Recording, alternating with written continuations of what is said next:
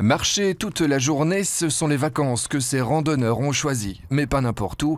Ils empruntent les célèbres chemins de Saint-Jacques-de-Compostelle, comme le faisaient depuis des siècles les pèlerins pour vivre leur foi. Aujourd'hui, le chemin est toujours le même, mais la motivation et le look ont changé. Par défi sportif aussi, puisque je fais beaucoup de kilomètres par jour, environ 40-45 kilomètres. Et puis, il y a un effet de mode aussi. J'entends tout le monde dire je fais le chemin de Saint-Jacques, donc je me suis dit pourquoi pas moi. 25 000 pèlerins passent à cet endroit précis du chemin et apprécient toujours la beauté des paysages. Sur le plateau de l'Aubrac en Aveyron, la vue est imprenable et le soleil au rendez-vous. C'est ça qui est bien en fait, c'est que ça change totalement, c'est ce qu'on se disait.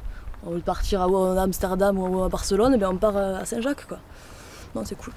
Leur étape se termine à Saint-Chély-d'Aubrac, petite commune de plus de 500 habitants installée sur les chemins balisés. Une véritable aubaine pour le maire qui a réussi à préserver postes et écoles et même quelques commerces. Ça fait vivre l'économie de notre pays. Hein. Et si vous ne les avez pas, ce n'est pas les habitants, je dirais, du lieu qui ont la possibilité, eux, de faire vivre ainsi.